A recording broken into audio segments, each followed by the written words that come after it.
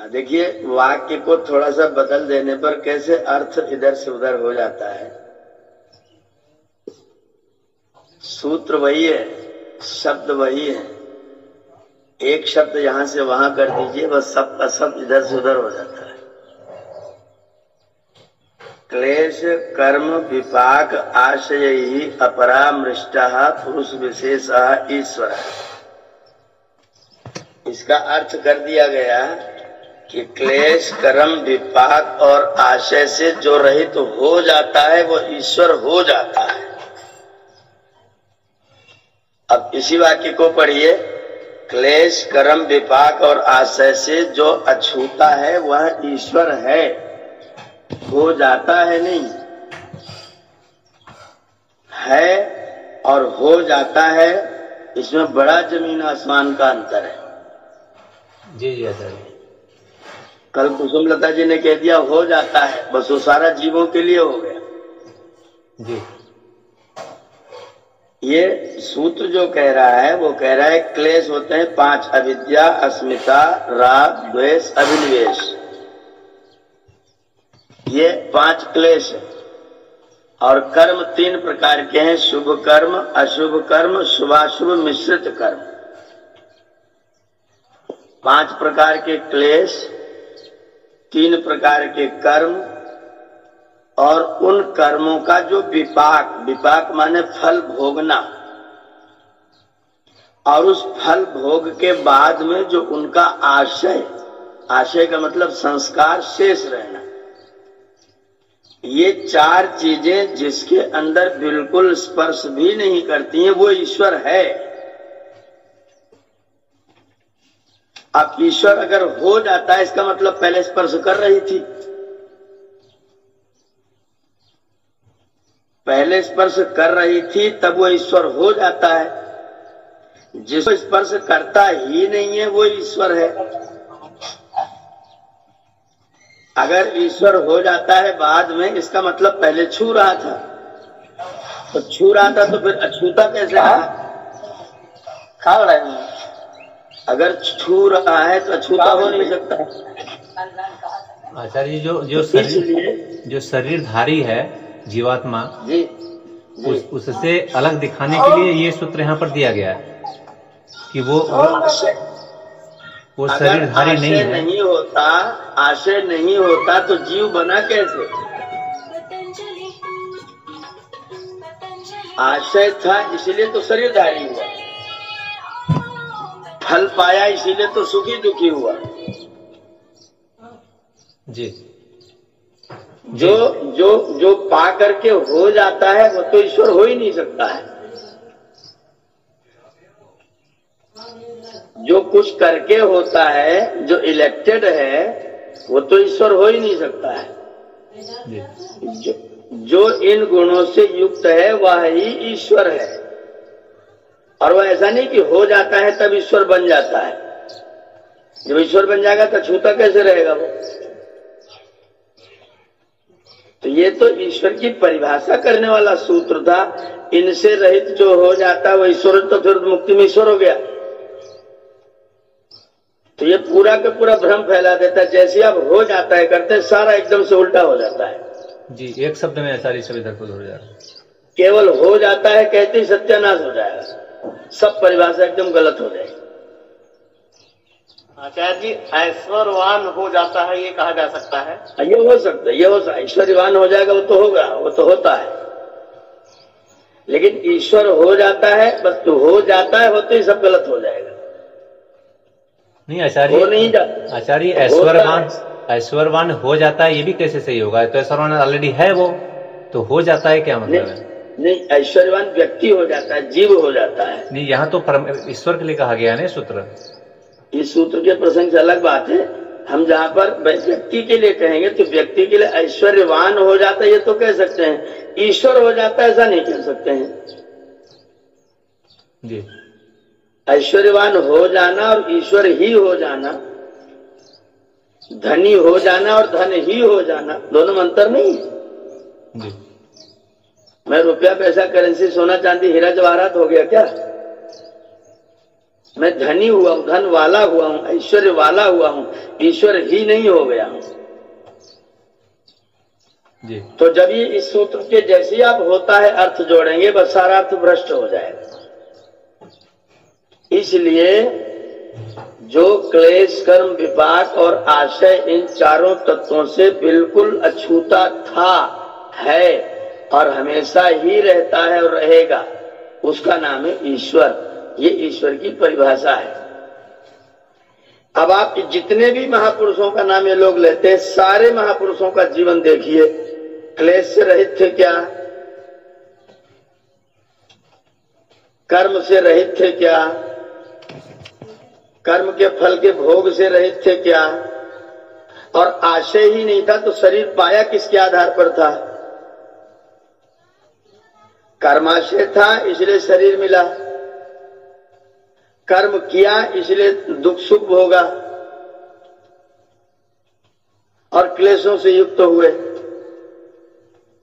वाल्मीकि रामायण में जब सीता जी खो गई तो स्वयं राम जी कह रहे हैं, नूनम मया कृत्स्नमकारी कर्म, मैंने निश्चित तौर पर पिछले जन्म में कोई बहुत बुरा कर्म किया था जिसके फलस्वरूप ये फल मैं भोग रहा हूं। ये राम की अपनी उक्ति है। और हम कह रहे हैं कि वो तो ईश्वर हो गए, वो परमेश्वर हो गए। तो ये जो भ्रम है, जो क्लियरिटी नहीं आ रही, जो स्पष्टता नहीं हो रही है, ये शब्द इधर से उधर कर देने में सारा का सारा भ्रम फैल जाता है।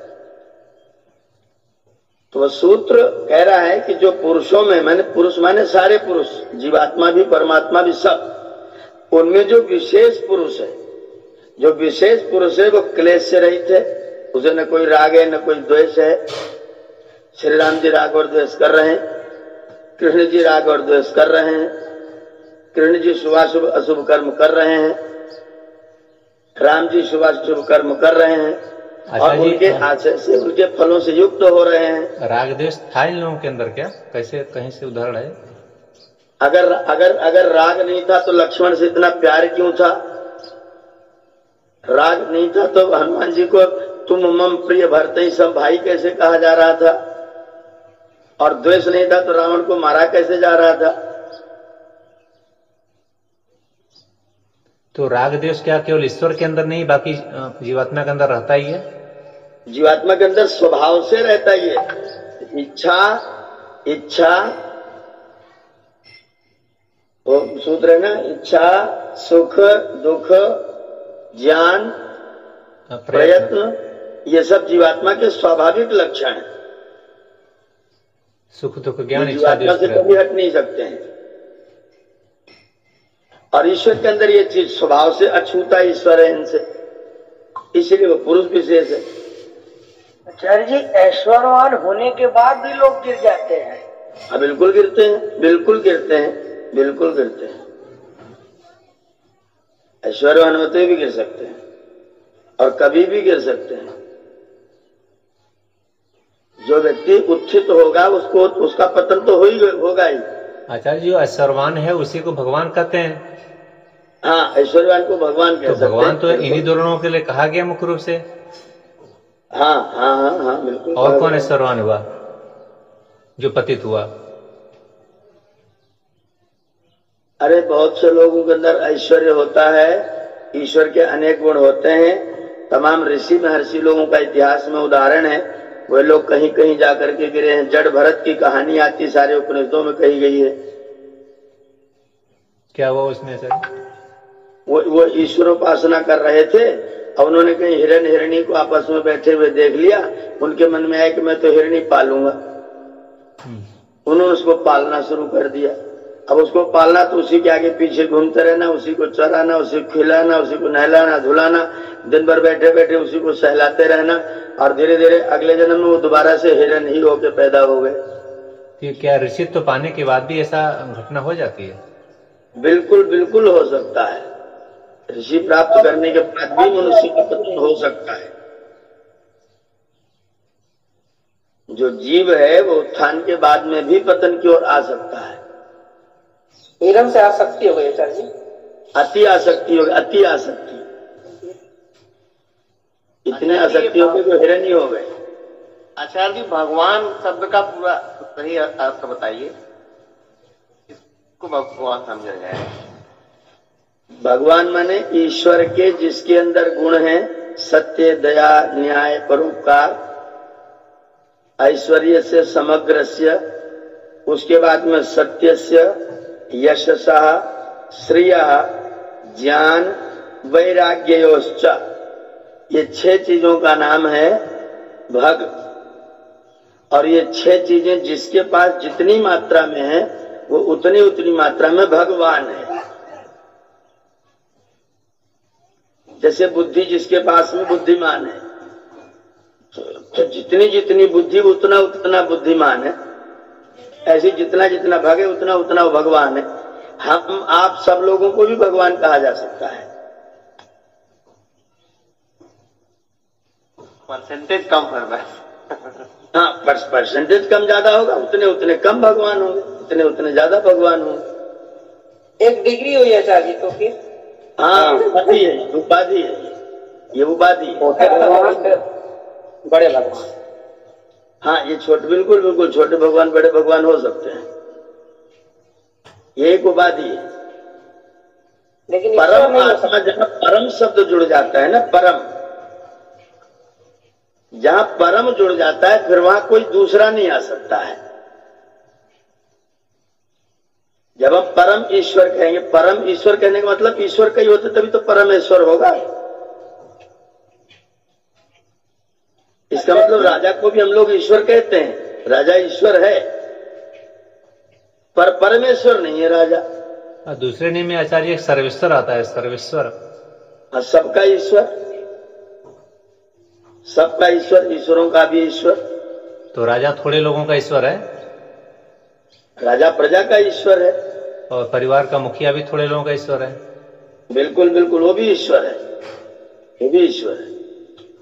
आचार्य जी, तब तो गुरु रे ब्रह्मा, गुरु विष्णु, गुरु में देवो महेश्वर, गुरु साक्षात परम ब्रह्म कहा गया, तब तो ये गलत है।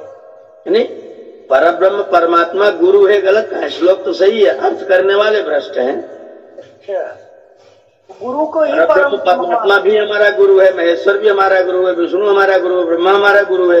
संकट क्या है? गुरु ही ब्रह्मा है तब संकट है। जब हम गुरु को ब्रह्मा, विष्णु, महेश्वर और पर ब्रह्म बताने लग जाते हैं तब संकट है। आचार्य बहुत क्रांतिकारी व्याख्या है, जो लोग सुनते हैं एकदम से चक्कर में खाने लगते हैं। ये अर्थ करने वालों का संकट है। श्लोक की कोई गलती नहीं, श्लोक बिल्कुल ठीक है। जब से नंद गार्डन अर्थ करने वाले गुरु घंटालों ने इसको अपने ऊपर लाके डाल दिया है। ओम आचार्य जी, ये पर सभी के लिए परम लगा नहीं सकते ना, पर लगा सकते हैं? बिल्कुल नहीं लगा सकते। परम तो केवल एक के लिए प्रयुक्त हो सकता है, सबके लिए नहीं हो सकता। बाकी के लिए तो पर ही रहेगा ना। हाँ, पर माने श्रेष्ठ है, किसी को भी लगा सकते हैं। तो आचार्य जो परम पूज्य स्वामी जी लिखते हैं, तो फिर नहीं लिखना चाहिए? नहीं, बिल्कुल नहीं लिखना चाहिए। परम पूज्य नहीं लिखना चाहिए। स्वामी जी लिखते हैं, यही बहुत आदरणीय लिखिए, समादरणीय लिखिए, स्मरणीय लिखिए, पूजनीय लिखिए, ये परम नहीं जोड़ना। जैसे आचार्य जी गलती हम लोग करते हैं, लिख सकते हैं। स्वामी जी जब आचार्य जी को कहते हैं तो केवल पर पूजनीय करिए।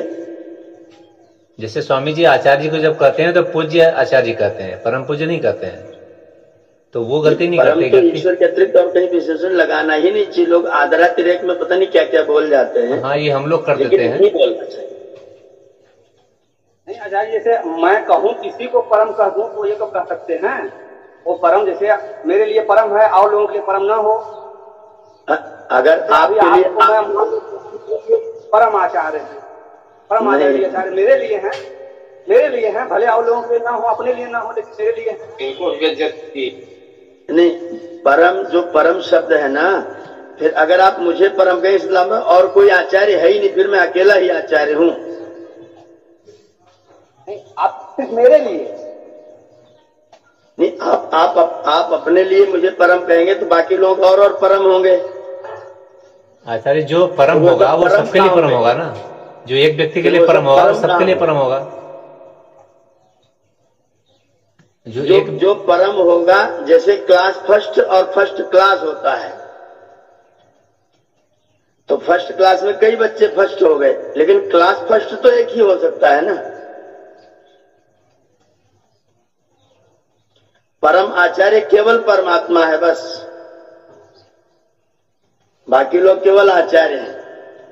वो न मेरे लिए न सबके लिए, किसी के लिए भी परम आचार्य कोई एक व्यक्ति नहीं हो सकता है, व्यक्ति हो ही नहीं सकता। परम आचार्य केवल परमात्मा है। आचार्य जी, मार्केट में इसी बात का झगड़ा है। हाँ, यही तो झगड़ा की बीमारी की है। सारे पुराण अपने आप को परम कर रहे हैं, एक शिव को परम कर रहा है एक विष्णु को परम कर रहा है, इसीलिए झगड़ा मचा हुआ है। इसीलिए झगड़ा मचा है। सुनील कुमार जी, ये परम को केवल एक ही जगह छोड़िए बस, बाकी परम को सब जगह से हटा देना चाहिए। आपकी वकालत में पुराण जीत जाएगा फिर तो। ओम आचार्य जी, दरअसल थोड़ा सा परम और पर के बारे में विस्तृत व्याख्या कर देंगे। पर माने श्रेष्ठ होता है, उत्कृष्ट होता है। तो कोई व्यक्ति पराचार्य कहे माने श्रेष्ठ आचार्य, उत्तम आचार्य, आचार्यों में उत्तम आचार्य है। लेकिन जब हम परमा बोल देते हैं, फिर परमा के आगे और कोई दूसरा हो नहीं सकता है। परा कह सकते हैं, पर कहना मतलब श्रेष्ठ है। जैसे परा विद्या कहेंगे, जैसे मतलब अपरा विद्या भी है, लेकिन परम विद्या तो फिर एक ही विद्या होगी, फिर कोई दूसरी विद्या इधर अगल बगल में नहीं गई। परम की जो परिभाषा विज्ञान ने ली आचार्य, वहां भी यही लिया गया है कि परम के आगे कुछ भी नहीं है। अब परम जहां लग गया उसके आगे फिर कोई दूसरा नहीं हो सकता है जी। विज्ञान ने भी इसी को लिया है परिभाषा। ये नकारात्मक में भी परम लगाया जा सकता है आचार्य जी, जैसे परम पति मतलब उससे उच्च कोटि का पतित कोई और हो ही नहीं सकता। ये तो नहीं होगा आचार्य, ये तो नहीं होगा ना, कोई सीमा थोड़ी। उसकी आवश्यकता नहीं है, आवश्यकता नहीं है। जी जी, परम पतित हम किसी को क्यों कहेंगे जी। इसी से जुड़ता हुआ आचार्य जी परंपरा है, इसका मतलब सर्वश्रेष्ठ पूरे मतलब ब्रह्मांड में हुआ। नहीं भैया, वहाँ पर परम में माँ हलंत रहता है, आधा रहता है राघवेंद्र। अच्छा अच्छा अच्छा, मैं परम अकारांत की बात कर रहा हूँ जी। तो आचार्य इसमें हलंतम नहीं होगा ना? तो आचार्य इसमें हलंतम नहीं होगा फिर ना? हाँ, हलंत इसमें नहीं रहेगा। कभी भी हलंत लगाएंगे तो फिर तो दूसरा ही अर्थ हो जाएगा। तो सर्वश्रेष्ठ हो गया ना इसका मतलब। हाँ, परम परंपरा, परम परम मतलब दूसरे को परा, दूसरे से दूसरा, दूसरे से दूसरे तक जो जाति उसे कहते परंपरा जी। वहां पर परम जो हलंत वाला उसका मतलब है दूसरा। अच्छा, परम हाँ, परम आकारांत बोलेंगे तो फिर उसके ऊपर नीचे दाएं बाएं अगल बगल कोई नहीं खड़ा होगा। आकारांत, वो आकारांत परम शब्द होगा। परम परंपरा में मां हलंत रहेगा। परंपरा माने दूसरे से दूसरे तक जाने वाली कोई क्रम, कोई क्रिया, कोई विशेषता, वो परंपरा है। दूसरे से दूसरे तक प्राप्त होने वाली। मैंने आपको बताया कान में, आपने दूसरे को बताया कान में, तीसरे को बताया कान में, ये कर्ण परंपरा हो गई। इसको बोलते कर्ण परंपरा। श्रोत्र परंपरा, कोई मुख परंपरा, कोई पितृ परंपरा, कोई गुरु परंपरा। गुरु परंपरा माने एक ने दूसरे गुरु बनाया, दूसरे ने दूसरे गुरु बनाया, दूसरे ने दूसरे गुरु बनाए, गुरु परंपरा हो गई।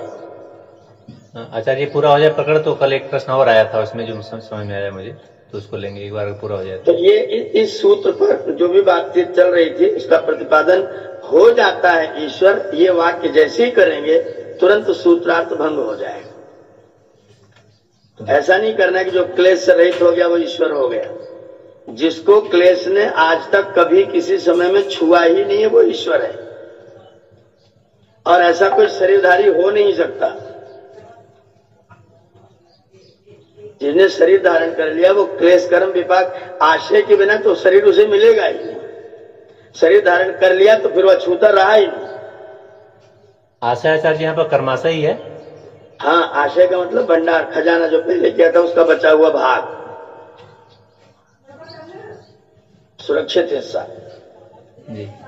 तो ऐसा जैसे प्रलय का काल है, जो सृष्टि का काल है, जो मुक्ति का काल है, सब कालों में जो एक समान एक रस लगातार बना हुआ है, हाँ वो ईश्वर है, वो ईश्वर है। वही परिभाषा यहाँ सिद्ध हो रही। उसमें हो जाता है ऐसा कोई अर्थ नहीं जोड़ना है। ये तो फिर किसी को भी ईश्वर कहना शुरू कर दे।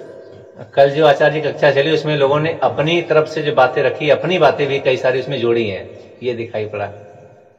हाँ जुड़ती हो तो फिर जोड़ना ठीक है, अपनी बातें भी जोड़िए, ऋषियों के साथ में अपने विचार को मिला करके रखिए, वो ठीक है।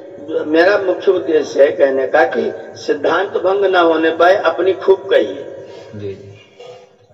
आपके कहने से सिद्धांत लोग फिर वही वो जो क्लियरिटी है, जो बिल्कुल एकदम स्पष्टता है, वो आपके जो अपने शब्द जोड़ने से अगर वो समाप्त हो गई तो फिर आपका जोड़ना फिर तो बेकार ही हो गया, फिर हमारा ये पढ़ना पढ़ाना समय लगाना बेकार हो गया। जी। अगर इतना पढ़ने के बाद, इतनी क्लियरिटी बाद अगर आप यही मानते रहे वो भी ईश्वर, वो भी ईश्वर, वो भी ईश्वर, मेरे लिए तो सब धर्म समान है, तो फिर तो गोबर कर दिया सारा। जी। तो सिद्धांत जो है वो एकदम स्पष्ट रहे हमारे मस्तिष्क में। परमेश्वर एक ही हो सकता है, दूसरा, तीसरा, चौथा, पांचवा कहीं कोई हो नहीं सकता। और जो जीव है वो जीव क्लेश से भी ग्रस्त होगा, कर्म भी करेगा, फल भी पाएगा, उसका संस्कार भी बनेगा, संस्कार से फिर से नया नया जीवन प्राप्त करेगा। और प्रकृति जड़ है, इसमें से अपने आप ये कुछ करती नहीं है, ईश्वर या जीव जो कराते हैं वो ये करते हैं, अन्यथा ये निष्क्रिय है। जी धीरज जी कुछ कह रहे हैं क्या? धीरज बता जी।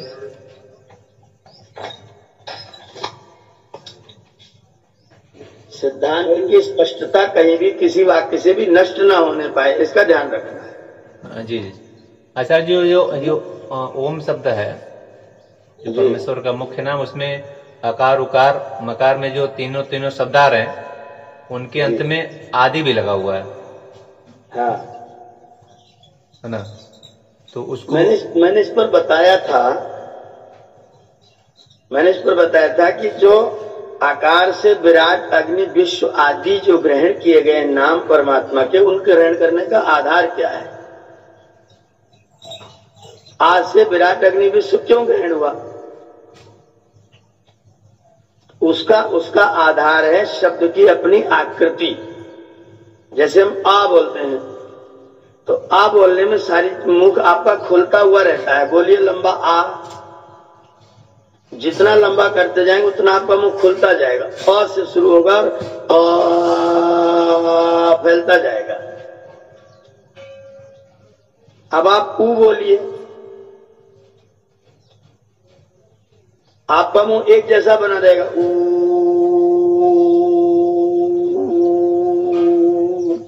मुख की आकृति में कोई भेद नहीं आएगा। तो जिन परमात्मा के जिन नामों से यह प्रतीत होता है कि रक्षा हो रही है, पालन हो रहा है, रुका हुआ है, बचा हुआ है, एक स्थिति, एक जैसी स्थिति लगातार बनी हुई है, जिन नामों से ऐसे अर्थ प्रतीत होंगे उन सब नामों का ग्रहण ऊ से होगा। और जिसमें विकास होगा, फैलाव होगा, वो सब आ से ग्रहण होंगे। जैसे विराट है, अग्नि है, अग्नि भी आप माचिस जलाओ, कहीं लगाओगे तो फैलेगी।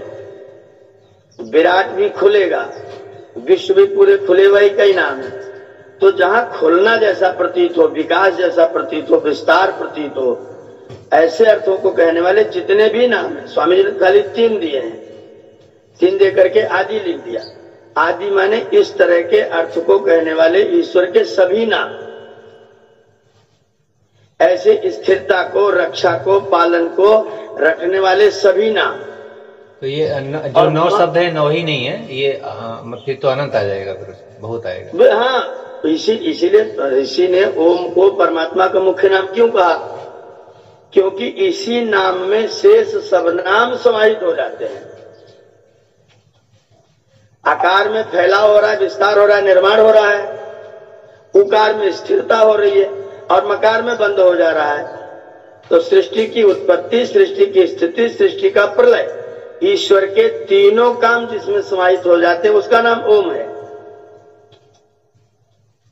मां में बंद हो रहा है, मां ओम, मां बंद हो गया मुख, इसका मतलब प्रलय तक बंद करना, नियंत्रण करना, न्याय करना, दबा के रखना, रोक के रखना, ऐसे अर्थ सब मां से ग्रहण होंगे। सुरक्षित रखना, रक्षा करना, पालन करना, नया नया जहाँ नया नया निर्माण की बात आएगी वो सब आकार से ग्रहण हो जाएंगे। जहाँ रक्षा पालन आदि अर्थ है सब उकार से ग्रहण हो जाएंगे। और जहाँ प्रलय करना, न्याय रखना, कर्म फल देना, वो सब मकार से ग्रहण हो जाएंगे। ईश्वर के जितने नाम है सब ओम में समाहित हो जाएंगे। आचार्य जी मकार में भी आया है आदि है? हाँ, तीनों में आदि रहेगा। मैं कह तो रहा हूँ, इसीलिए मैं कह रहा हूँ तीनों में आदि आया है। तो मां माने बंद होना, तो जिसमें बंद करने के और नाम होंगे, जैसे न्यायाधीश है तो न्याय करता है, दुष्टों को दंड देता है, सज्जनों को सुख देता है। तो दुष्टों को बंद करता है, अवरुद्ध करता है, जेल में डाल देता है। पशु योनियों में जाकर, वृक्ष योनियों में जाकर के पड़े हुए हैं। ये मां से अर्थ ग्रहण होगा। न्यायकारी अर्थ मां से ग्रहण करना होगा। जो स्थिर रहता है, रक्षक है, पालक है, दुख विनाशक है, सुख स्वरूप है, ये सब उकार से ग्रहण होंगे। सच्चिदानंद स्वरूप है, ये आकार से ग्रहण होगा। सृष्टि करता है, आकार से ग्रहण होगा। रचनाकार है, आकार से ग्रहण होगा। काव्य है, आकार से ग्रहण होगा। ये सब नाम आकार, उकार, मकार से ईश्वर के अनंत नाम ग्रहण होते हैं। इसीलिए स्वामी जी ने तीनों में आदि लगाया हुआ है। आचार्य जी, आपको डिवाइडेशन करना है, आपको निर्धारित करना है कि किन नामों से विस्तार प्रकट हो रहा है, किन नामों से स्थिरता प्रकट हो रही है और किन नामों से बंद होना प्रकट हो रहा है। उन 3 कोटियों में सारे नामों को इकट्ठा करके लिस्ट बनाते चले जाइए जी। न्याय करने में लोगों को जब न्याय करेगा तो दंड देगा, नियंत्रण करेगा। जैसे माँ बोलते से मुख बंद हो जाता है, वैसे कुछ लोगों को कुछ अपनी दया, कुछ कृपा से बंद कर देगा। तो बंद करने वाली जितनी चीजें आएंगी सब मां से ग्रहण हो जाएंगी। आकार उकार मकार से ईश्वर के जितने भी नाम है सबके सब गृहीत हो जाएंगे। इसीलिए ओम परमात्मा का सर्वश्रेष्ठ और निज नाम कहा गया है। इसमें एक गहराई और मैं आचार्य थोड़ा मैंने विचार किया कि जैसे ध्वनि है जिसको हम उच्चारण करते हैं जी, जितनी हमारी समझ होती है उस तरीके से हम उच्चारण करते हैं। तो क्या ये एक ऐसी ध्वनि है जो इतना बड़ा विस्तृत संसार है, पूरा ब्रह्मांड है और ब्रह्मांडपति है, तो क्या ये ध्वनि गूंज रही है क्या? और आसमान में भी है, चारों तरफ वातावरण में भी है क्या? जो हमें ब्रह्मांड में कोई भी ध्वनि जब निकलेगी, जब शुरू होगी तो इसी प्रकार की ध्वनि से गूंज वाली ही निकलेगी। जैसे आपने ओ बोला, शुरुआत में थोड़ा बड़ा किया, फिर बाद में धीरे धीरे मां तक आते आते बंद हो गया। तो हर ध्वनि इसी प्रकार की है। पूरी पृथ्वी जो घूमती है ना, अगर उसकी ध्वनि लेंगे तो शहर में रहते हैं, अचानक बिजली चली जाती तो कैसा लगता है? एकदम गुम से कोई चीज बंद हो जाती है जी। और बिजली रहती है तो कुछ वो गूंज बनी रहती है। जैसे आचार्य, इसलिए पूरे ब्रह्मांड में ओम की ही ध्वनि व्याप्त है। जैसे जितनी भी चीजें गतिमान होती हैं, जो नियमित रूप से गति कर रही हैं, तो सब जगह ओम की ही ध्वनि निकलती है। तो इतने सारे ग्रह नक्षत्र उपग्रह कोई भी स्थिर नहीं है, सब अपने आप में गतिमान है, इतनी तेज रफ्तार से गतिमान है। तो एक ध्वनि तो वहां पर ब्रह्मांड की एक ध्वनि होगी, जो यही ध्वनि होगी, ऐसा मेरा मानना है। ओम ही वह ध्वनि है, ब्रह्मांड की जो ध्वनि है वो। ये तो वैज्ञानिकों ने उसको तो घोष करके रख दिया। सूर्य की किरणें जब सूर्य से होकर के निकल करके चलती है तो उसमें वही ध्वनि होती, निकलती हुई चलती है। अभी दूर आसमान में हवाई जहाज जा रहा है तो बहुत ऊपर से, या रॉकेट जा रहा है तो जो ध्वनि आती है हमको जैसा लगता है ओम ही बोल रहा है वो। बिल्कुल वो ऐसा ही होकर आवाज आएगी। सर जी, जब टीवी खराब हो जाती है या बाजा खराब हो जाता है मोबाइल, उसमें भी यही आवाज आती है। हाँ ध्वनि मात्र, जो ध्वनि का स्वरूप है ना, वो ओम ही है। ध्वनि का स्वरूप ही ओम है। किसी को लिटा करके उसकी पीठ पर अपना कान रख दीजिए और उससे कहिए तुम कुछ बोलो, तब देखिए कैसी ध्वनि निकलती है। अंदर से ध्वनि ओंकार की ही निकलती है। वो माता जी कहीं पर भी हम आर्टिक करते हैं, जैसे सर्किट में ऐसे अर्थ देते हैं, ऐसे ही ससराहट की आवाज बनती है, कहीं भी लिख देते हैं तो ध्वनि जो भी निकलेगी वो ओ मतलब खुल करके फिर बंद होना, उसका स्वरूप यही होगा। ऐसे ही आती है। आचार्य जी कहीं लड़ाई झगड़ा होगा क्या, वहां पर भी ऐसी ध्वनि होगी? आप बार तीर छोड़ के देखिए कैसी आवाज आती है। तलवार जोर से भांजिए, देखिए कैसी आवाज आती है। जी आचार्य। किसी आपका कमंडल होगा डल्लू, उसको रस्सी में बांध लीजिए, गोल गोल घुमाइए, देखिए कौन सी ध्वनि निकलती है। जी जी। ओंकार की ही ध्वनि ओंकार की ही निकलेगी। ये इतनी स्वाभाविक ध्वनि है। ब्रह्मांड की गति जब शुरू हुई तो ओंकार की ध्वनि के साथ ही शुरू हुई है।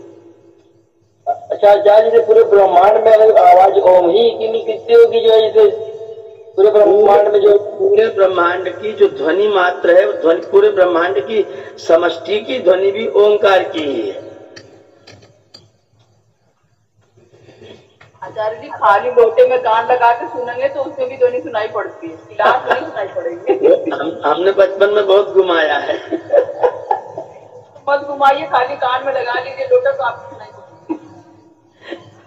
हम लोटे में पानी लेकर के जाते थे भैंस चराने, उसे दिन भर घुमाते रहते थे, वही सुनते रहते थे।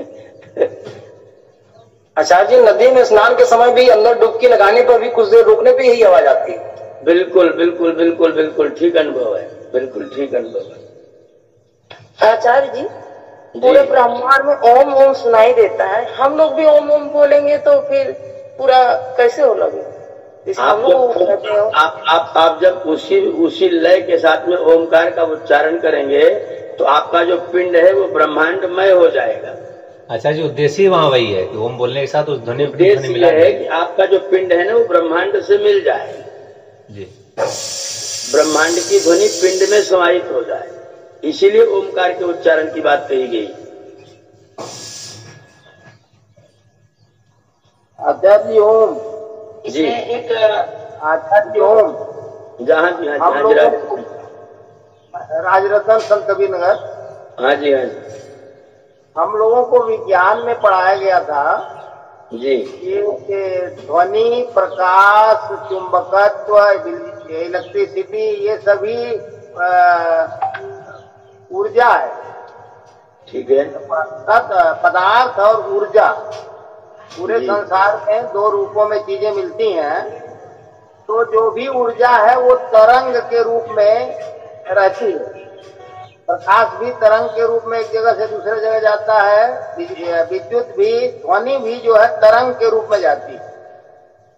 और तरंग जो है उसका जो है वेव लेंथ होता है, और उस वेव लेंथ में अगर वेव लेंथ ज्यादा है तो उसका प्रभाव दूसरा होता है, कम है तो दूसरा प्रभाव होता है। उसमें अल्ट्रा वायलेट, इंफ्रारेड, मतलब ये सब जो है तरंग के भेद बताए गए हैं उसकी नाप के आधार पर। तो ध्वनि एक स्थान से दूसरे स्थान तक तरंग के रूप में जाती है, और तरंग जो है ऊर्जा को प्रतिपादित करता है। ऐसा हम लोगों को विज्ञान में बताया गया था। पहले था कि ऊर्जा और पदार्थ ये दोनों जो है एक दूसरे में नहीं चेंज हो सकते। बाद में आइंस्टीन ने ही कहा था कि पदार्थ भी ऊर्जा के रूप में बदल सकता है, और बहुत थोड़ा सा पदार्थ बहुत ज्यादा मात्रा में ऊर्जा पैदा करता है। उसका सूत्र दिया था mc²।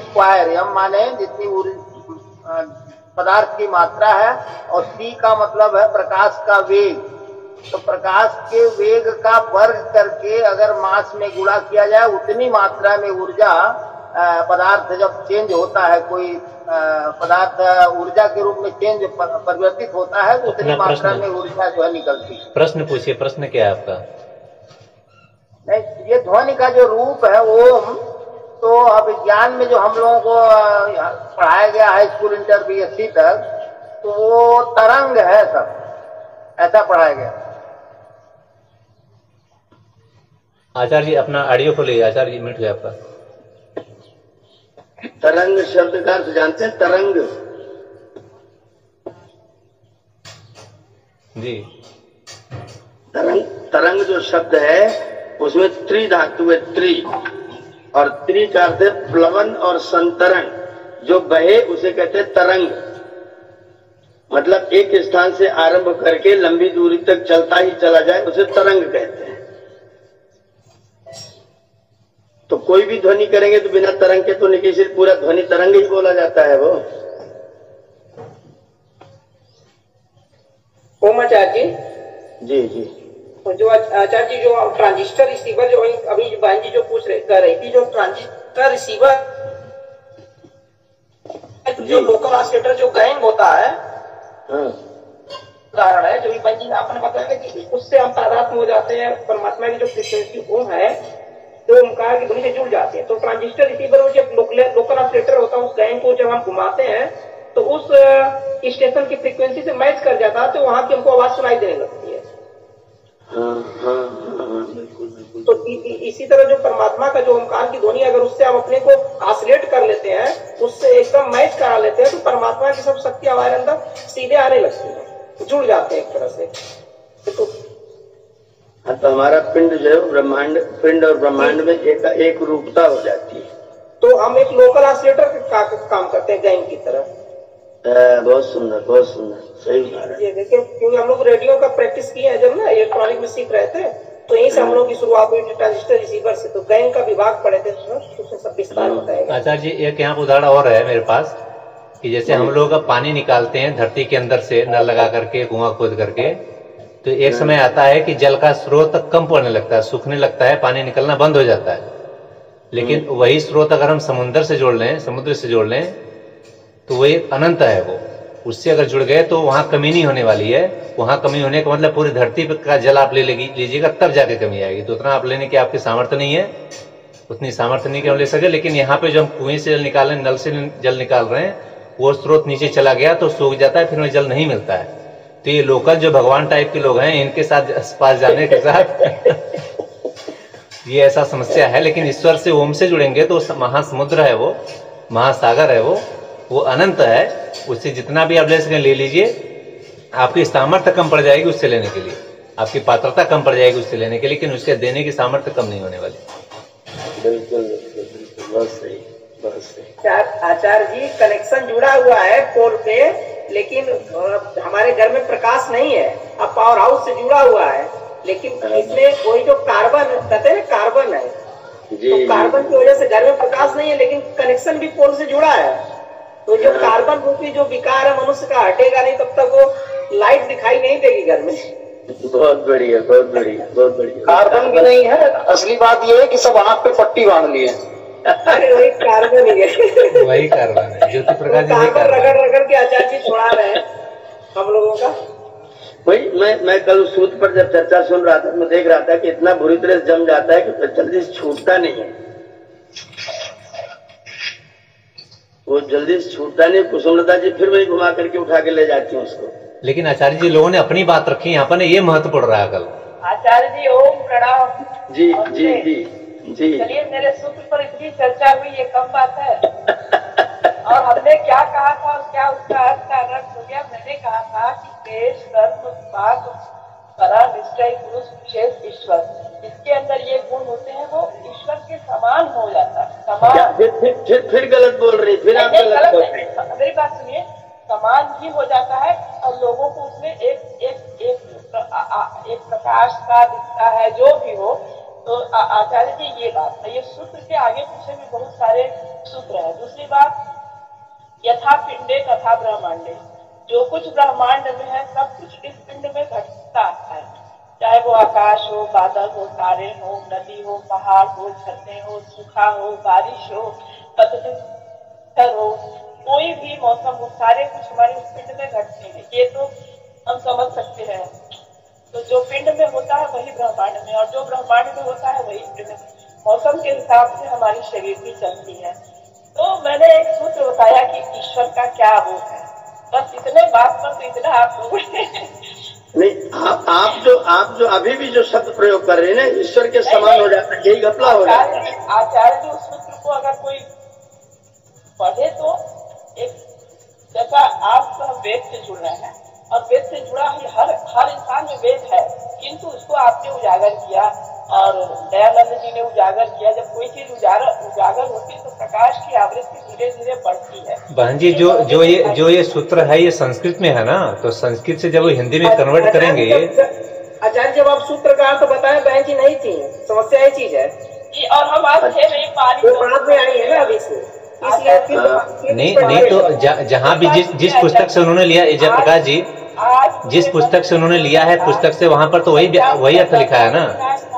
आचार्य जब अभी आचार्य जी आशय कर्म विपाक इस सब का अर्थ बता रहे थे, तो उस समय बहन जी नहीं थी। अभी ये मैंने कहने का मतलब मैं कह रहा हूँ कि जहाँ से भी इन्होंने अर्थ लिया होगा, जहाँ पुस्तक में लिखा होगा, तो जो आचार्य जी कहें वही लिखा है ना, कि जो ये करें वो लिखा है अर्थ वहाँ पर।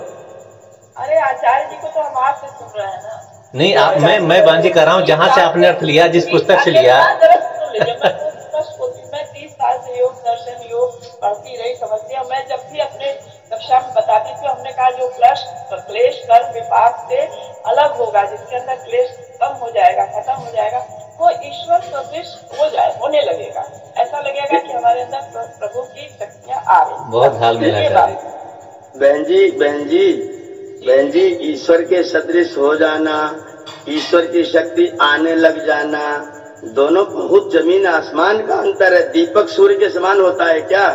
तो आचार्य जी ये क्यों कहा गया कि यथा पिंडे तथा ब्रह्मांडे? ये पिंड हमारा स्थूल है, ब्रह्मांड हमारा स्थूल है। स्थूल की समानता ठीक है, लेकिन चेतन भी स्थूल के समान हो जाएगा क्या? पिंड तो स्थूल है, ब्रह्मांड भी स्थूल है। जो ब्रह्मांड में क्रिया हो रही, वो क्रिया पिंड में हो रही है। इसका मतलब जो पिंड का जीवात्मा है, ब्रह्मांड का जीवात्मा हो गया क्या? दोनों अलग अलग हैं। दीपक भी प्रकाश करता है, लेकिन दीपक सूर्य के समान नहीं होता है। जीवात्मा ईश्वर के गुणों को कुछ कुछ ले सकता है, लेकिन ईश्वर के समान नहीं हो सकता है। आचार्य जी यही जो आपने एक शब्द बोला है ना, कुछ कुछ ले सकता है, मेरा आशय यही था। अर्थ गलत आचार्य जी। जब आप समान कहेंगे तब तो गलत लगेगा ही। समान मत कहिए ना फिर उसको आप। जी, जो आपने कहा है ना, मेरा यह आशय 100% यही था। लेकिन अच्छा है, इस बात से इतनी बातें खुली, तो हमारे इस सूत्र पर चर्चा हुई, मुझे बहुत अच्छा लग रहा है कि कुछ गड़बड़ी हो जाती है तो उसमें इतनी चर्चाएं होती हैं, इससे हमारे ज्ञान चक्षु खुलते हैं। एक शब्द यहाँ का वहाँ हो जाए तो सारा सिद्धांत लोटपोट हो जाता है। आज माता जी सही राह पर हैं। तो क्या हम गलत राह पे कभी थे ही नहीं? यही तो बात है। सब आप लोग मत पैदा करिए, हम हमेशा सत राह पे रहे हैं। हाँ, वो राह दिशा हो सकता है, जैसे ईश्वर के मिलने के कई साधन हैं, तो वो साधन अलग हो सकता है, लेकिन हमारे रास्ते गलत नहीं। अगर गलत रास्ता होता तो हम संसार में चल ही नहीं। माता जी अभी तुरंत एक गलत बात आप कह दी कि ईश्वर से मिलने का रास्ता। बताइए, आप मेरी सारी बातें आप लोग क्यों पकड़ते हैं? गलत बात। अरे इंसान से गलती होती है, भगवान से गलती नहीं होती। हम भी इंसान है। जो भी मैं लोग बोलूंगी आप कुछ तो गलत है, यहाँ पे गलत है, वहाँ पे गलत है। ऐसा है, आप 20 साल से योग साधन पढ़ी है, तो इसलिए आप लोग को पकड़ रहा है कि आप जब पढ़ी है तब क्यों मतलब गलती हो रही है। आपने कहा 20 साल से योग कर रहे हैं, पढ़ रहे हैं। आचार्य नीर विवेचन करिए। मैं वही नीर विवेचन ही है। जब आप बोलते हैं और आप कह रही मैं दर्शन पढ़ी हुई हूँ, तो फिर दर्शन के शब्दों में ये घालमेल जब होता है ना, तो सारे सिद्धांत खराब हो जाते हैं, फिर वो गलत ही हो जाता है। आचार्य जी आपने एक शब्द बोला कुछ कण मात्र भी अगर उसका प्रवेश हो गया, अगर अच्छा 1 मिनट यही रुकिए। अगर कण मात्र प्रवेश हो जाए तो समानता हो जाएगी? नहीं, समानता नहीं होगी।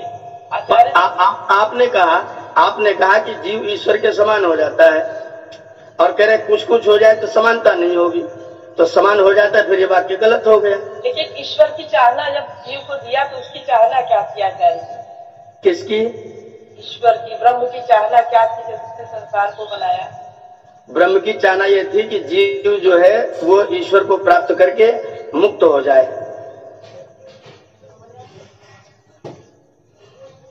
ईश्वर के गुणों का अनुकरण करके आचार्य जी, ईश्वर को प्राप्त करके, गुणों का अनुकरण का मतलब पूरा उसको प्राप्त हो जाए और बाकी चीजों को छोड़ के उसी को प्राप्त हो जाए।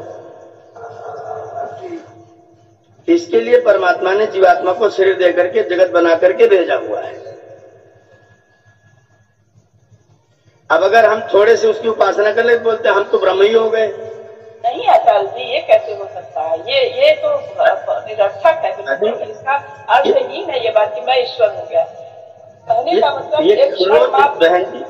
बहन जी रोज घोषणा भी हम ब्रह्मास्मि चिल्ला रहे लोग, वेदांती लोग, ये वेदांती रोज चिल्ला रहे हम ब्रह्मास्मि, मैं ब्रह्म कैसे हो गया? मेरे इस जगत में जो पंथ चल रहे हैं आचार्य जी, वो सबसे विघटन का कारण बन रहे हैं। हाँ, इसीलिए मैं कह रहा हूँ कि ये शब्द जो है जब इधर उधर से घालमेल होते हैं ना, तो ये पंथ खड़े हो जाते हैं और ये पंथ फिर लोगों में भ्रम फैलाते हैं।